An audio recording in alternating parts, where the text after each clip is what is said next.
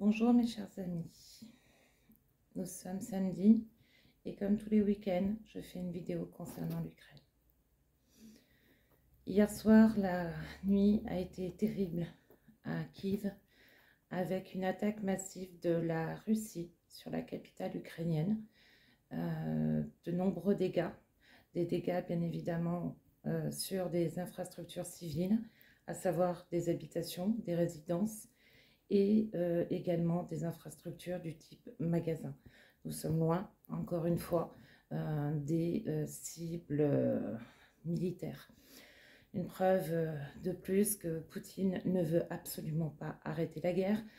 Nous en avons pour écho, selon Donald Trump, qu'il lui aurait confié, Poutine, qu'il n'avait pas l'intention d'arrêter la guerre parce qu'il sait qu'il peut la gagner.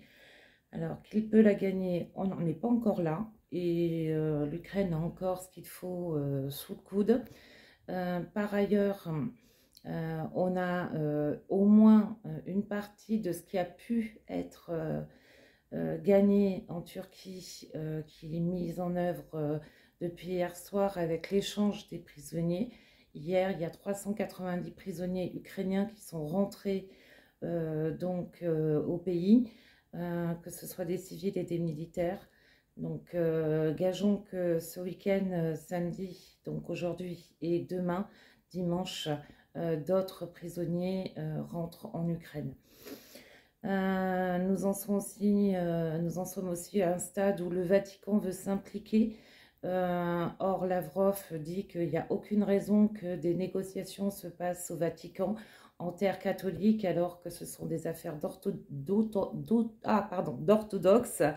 Et écoutez, moi je trouve qu'un territoire neutre comme le Vatican serait bien à propos. Et cela change de la doctrine du pape François que nous avions.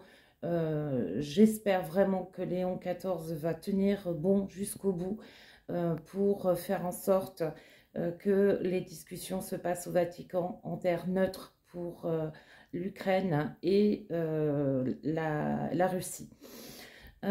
Autre chose qui est complètement désolant, mais on s'en doutait, c'est que Trump n'a pas mis en œuvre les sanctions contre la Russie. C'est encore l'Europe qui a mis des sanctions contre la Russie. L'Europe qui est très menacée en ce moment, puisque nous savons que des troupes se massent à la frontière finlandaise, donc des troupes russes. La Pologne a dû détourner en mer Baltique un avion russe ayant violé le territoire de la Pologne. Il en est de même pour l'Allemagne. Et chose qui s'est passée qu'on n'a pas eu comme information en France, la Russie est venue en mer Baltique pour protéger un de ces pour prendre en otage un pétrolier grec. Ce pétrolier a été détourné par la Russie alors que tout était fait pour le protéger. Autre chose importante, toujours en mer Baltique, la Russie est venue par contre à la rescousse effectivement d'un de ces pétroliers fantômes qui allait être arraisonné par l'OTAN comme ça a été prévu dans les sanctions. Donc là, la tension monte avec l'OTAN, la tension monte avec l'Europe. On n'a pas tenu compte des signes jusqu'à présent de la Russie. À chaque fois que quelque chose se préparait, on a fait la politique de l'autruche. J'espère là franchement que ça ne sera pas le cas, parce que nous sommes dans une... je le dis tout le temps depuis quelque temps, depuis le but de signer la paix. Nous sommes à un tournant de l'histoire dans cette guerre avec l'Ukraine et la Russie. N'oublions pas que l'agresseur, c'est la Russie. Et moi, je suis tous les jours inquiète en ce moment parce que la Russie lance tous les soirs des attaques massives en Ukraine. Nous sommes dans une situation où les attaques sont aussi importantes qu'au début de l'invasion à grande échelle. La Russie qui menace non pas simplement de prendre 4 territoires, mais toujours 5 avec Soumis en plus. Maintenant, ils veulent mettre en place un cordon de sécurité à la frontière russe. Sans dit long sur les velléités de la Russie et son envie de signer la paix. On se rend bien compte que Poutine a encore empapaouté notre président Trump, hein, Trump qui franchement, c'est à se demander s'il a toutes ses fonctions cognitives ou simplement si son logiciel n'est pas simplement business, business, business. Et comme un disque rayé, il parle de tarifs, la preuve, encore l'Europe risque de prendre 50% au 1er juin.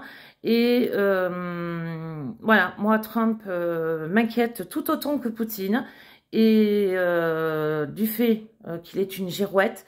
Donc je pense que l'Europe gagnerait à devenir complètement indépendante des États-Unis et forcer un peu plus son implication dans les négociations, puisqu'elle a réussi à rentrer dans le jeu.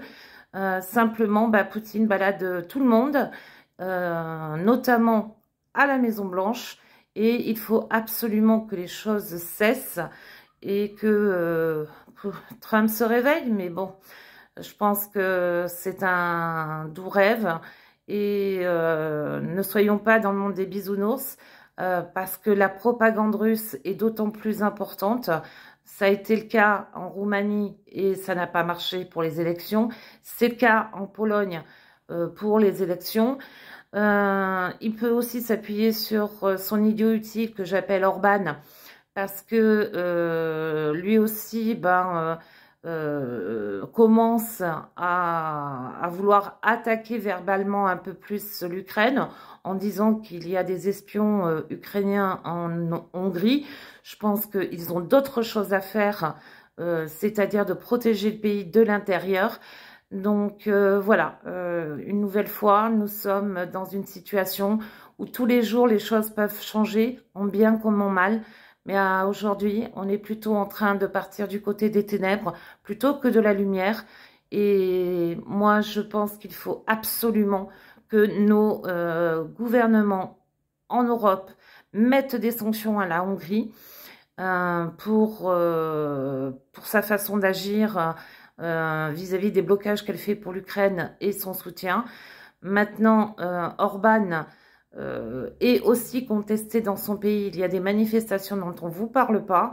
Et j'espère franchement que le peuple hongrois va changer la donne aux prochaines élections. Et en attendant, nous avons toujours des civils, des enfants qui sont en danger. Il y a plus d'1,5 million d'enfants qui sont en danger dans les terres occupées de l'Ukraine par la Russie, avec l'embrigadement et tout le reste, la déportation aussi. Voilà, on continue à espérer et à croire en la victoire de l'Ukraine. Slava Ukraini, Heroyam Slava.